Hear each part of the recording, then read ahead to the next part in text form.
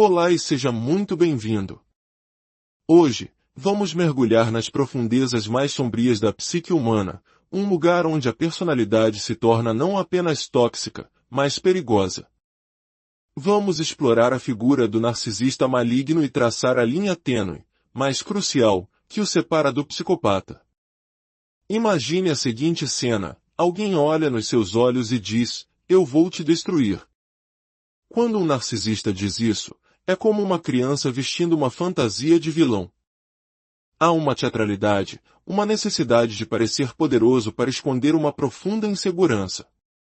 Mas quando um psicopata diz a mesma frase, não há fantasia. Aquela é a sua verdadeira roupa.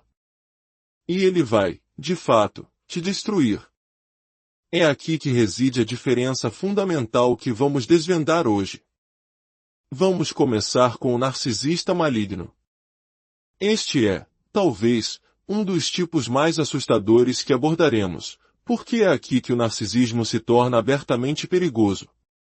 Eu costumo pensar no narcisismo maligno como a última estação de trem antes de entrar no território da psicopatia. No entanto, as diferenças são imensas, entendê-las é vital para a sua proteção. Então, o que define o narcisista maligno? A base é a mesma de todo narcisismo, uma capacidade limitada ou inexistente de empatia, um sentimento de direito a tudo, grandiosidade, uma busca incessante por validação, arrogância e superficialidade. Todos os elementos clássicos estão presentes. Contudo, no narcisista maligno, observamos outros padrões de forma muito mais intensa. Padrões como a exploração, a manipulação, o controle coercitivo e um desejo avassalador de dominar. Existe uma maldade, uma ameaça e uma crueldade no narcisista maligno que não costumamos ver com tanta frequência em outras formas de narcisismo. Como regra, eles são extremamente enganosos. Mentem regularmente para atingir seus objetivos, proteger seus interesses e, claro, seus egos frágeis. No narcisismo maligno, vemos traços que se sobrepõem ao que a psicologia diagnostica como transtorno de personalidade antissocial, um termo que muitos de vocês conhecem pelo nome popular, psicopatia. É daqui que vem a fraude e a exploração. Pessoas com tendências antissociais demonstram um desrespeito deliberado pelas necessidades e pela segurança dos outros. Elas não têm escrúpulos em tirar vantagem das pessoas e tendem a ser eticamente e legalmente questionáveis. Elas dobram e quebram regras e leis, intimidam e praticam bullying para seu próprio benefício. No narcisismo maligno, também vemos um foco obsessivo em três temas: poder, lucro e prazer. Eles são motivados pelo poder, que podem obter controlando e oprimindo pessoas, seja através de uma liderança coercitiva, do dinheiro ou de qualquer outra forma que lhes permita ter domínio sobre os outros. Eles colocam seu prazer acima das necessidades e até mesmo da segurança básica de qualquer um. Essa tendência significa que narcisistas malignos frequentemente buscam parceiros sexuais com um abandono absoluto, quase como se fosse um jogo de números ou perversão. Eles também são atraídos por outros comportamentos viciantes ou compulsivos, como abuso de drogas, compras, gastos excessivos ou jogos de azar. Algumas pessoas podem descrevê-los como intensos, porque o narcisista maligno tem um foco quase obsessivo nas coisas que lhe trazem poder e prazer. E, assustadoramente, essa é uma das razões pelas quais eles podem se tornar muito bem-sucedidos. Ficam tão focados em ganhar dinheiro que isso se torna o seu tudo. O narcisista maligno também pode ser bastante agressivo. Essa agressividade pode se manifestar fisicamente, através da violência, mas também através de demonstrações de abuso psicológico extremo, como raiva, insultos e uma crueldade interpessoal direcionada a parceiros, familiares, amigos, funcionários, qualquer um. Não é de surpreender que eles tenham uma probabilidade muito maior de abusar de seus parceiros e familiares. Curiosamente, outro padrão que vemos no narcisismo maligno beira a paranoia.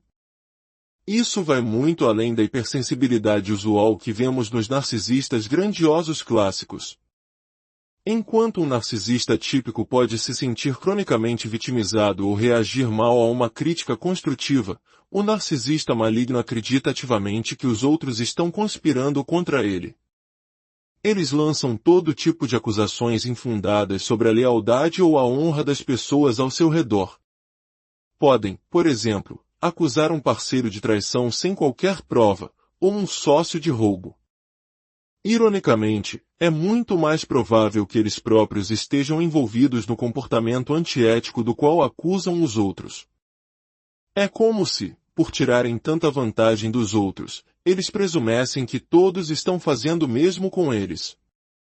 Sua paranoia alimenta sua raiva. Este não é o teórico da conspiração inofensivo de quem você pode rir.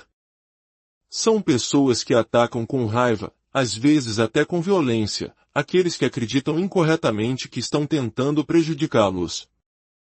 De certa forma, seus medos paranoicos podem ter algum fundamento, porque eles prejudicaram e enganaram tantas pessoas que, de fato, alguém pode estar vindo atrás deles. Mas a questão é mais profunda, eles veem o mundo através de uma lente de ameaça, o que provavelmente é uma projeção. Estão tão comprometidos em manipular e explorar que projetam essa mesma intenção nos outros. Essa combinação de traços se alinha perfeitamente com um conceito chamado de a tríade sombria da personalidade. A tríade sombria é composta por 3 elementos: narcisismo, psicopatia e maquiavelismo. O narcisismo, nós já conhecemos bem. A psicopatia, neste contexto, refere-se a traços como charme superficial, impulsividade, falta de culpa e desrespeito pelas consequências de seus atos. E o maquiavelismo reflete uma pessoa focada acima de tudo em sua reputação, que é calculista e astuta. Para o maquiavélico, o fim justifica os meios. Eles não se importam em ferir os outros, não se importam em ser antiéticos e estão absolutamente dispostos a dobrar as regras para atingir seus objetivos. Essa tríade é embrulhada em um laço de outros padrões, como ser desagradável, insensível e desonesto. Não é um padrão bonito. E, no entanto, olhe atentamente para muitos líderes ao redor do mundo, sejam eles líderes mundiais, locais ou corporativos. Muitos se encaixam perfeitamente neste modelo. A tríade sombria captura a essência do narcisista maligno e nos dá uma noção de quão perigoso esse padrão pode ser. Isso nos leva a uma pergunta crucial: por que alguém se sentiria atraído por um narcisista maligno, com toda a sua ameaça, manipulação e coerção? Pelas mesmas razões que todos os narcisistas são atraentes, especialmente os grandiosos. Eles podem ser charmosos, carismáticos e confiantes. Sua audácia e aparente ausência de medo podem parecer uma espécie de marrã, uma força que parece protetora. Eles parecem mais fortes e corajosos do que as outras pessoas, e isso pode enganar quem busca relacionamentos que os façam sentir-se seguros.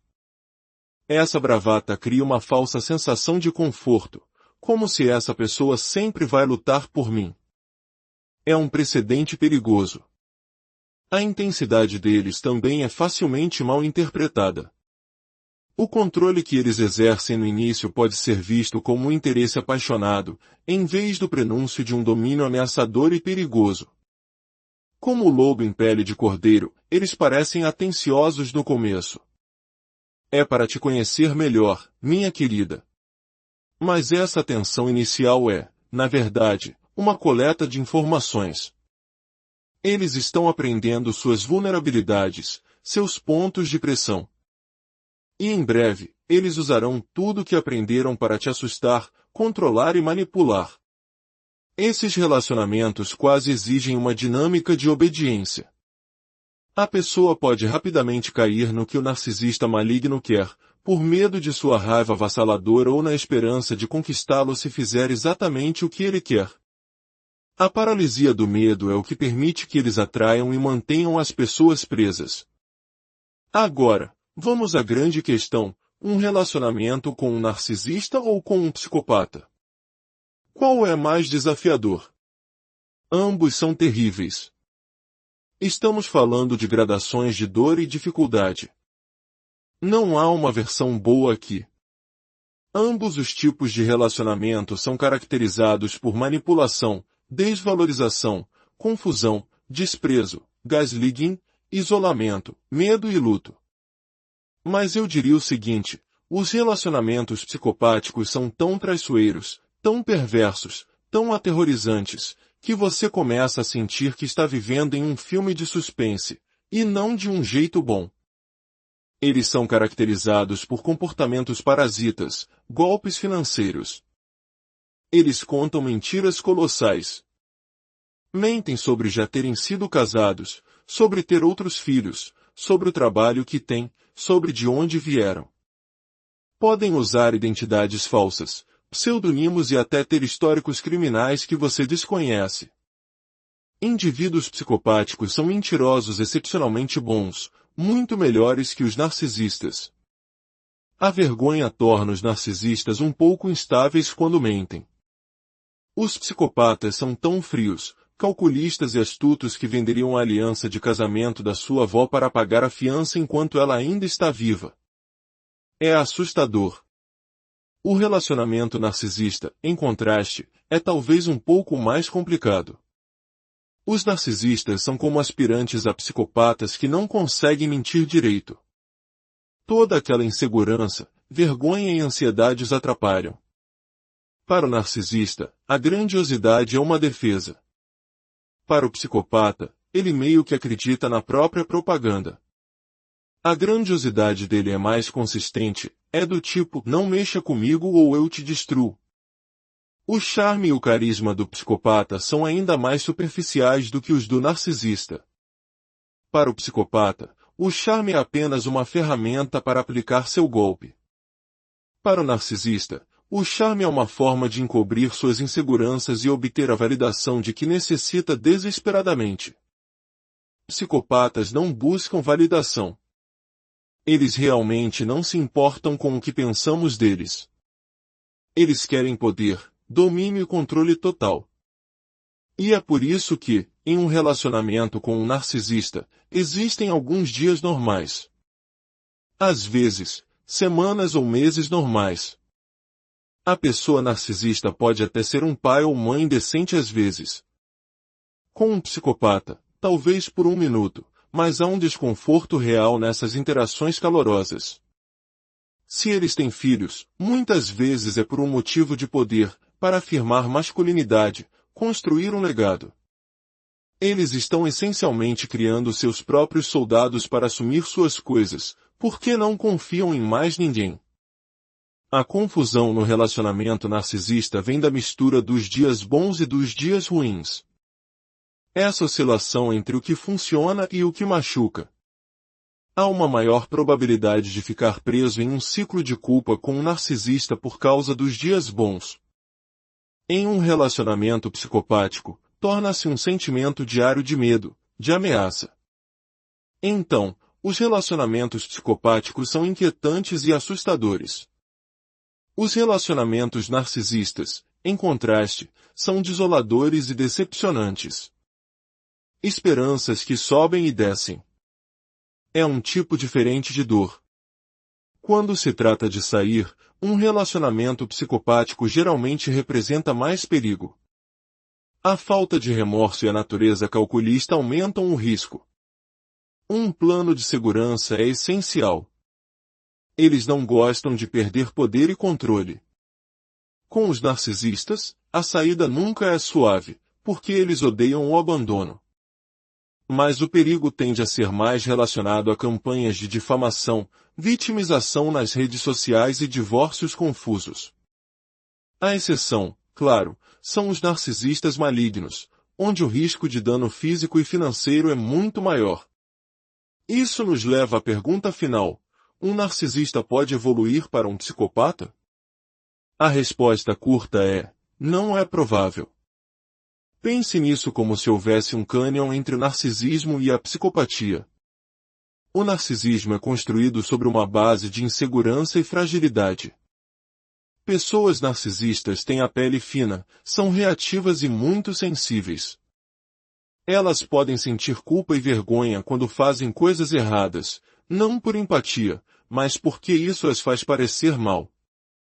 Na psicopatia, não vemos essa insegurança frágil. E o ponto crucial é a falta de remorso. Pessoas psicopáticas não se sentem mal quando fazem coisas ruins. Elas mal sabem que são coisas ruins, apenas fazem o que funciona para elas manterem o poder. Como existem distinções tão claras, é pouco provável que uma pessoa narcisista evolua para a psicopatia. Na verdade, há pesquisas que sugerem que os psicopatas tendem a se acalmar com a idade. A criminalidade exige energia, e eles se cansam. Eles não se tornam doces, mas podem se tornar menos perigosos. O narcisista maligno é onde a sobreposição é mais pronunciada, mas a insegurança fundamental permanece. Se você colocar pressão suficiente sobre o carbono, obterá um diamante. Se você colocar pressão suficiente sobre um narcisista, não obterá um psicopata. Você apenas obterá um narcisista mais difícil, mas essa insegurança permanecerá. A psicopatia é uma fera totalmente diferente. Espero que esta análise tenha esclarecido as nuances entre esses padrões de personalidade. Entender essas diferenças não é apenas um exercício acadêmico, é uma ferramenta essencial para a autoproteção. Saber identificar os sinais, compreender as motivações e reconhecer o perigo pode ser o que o mantém seguro.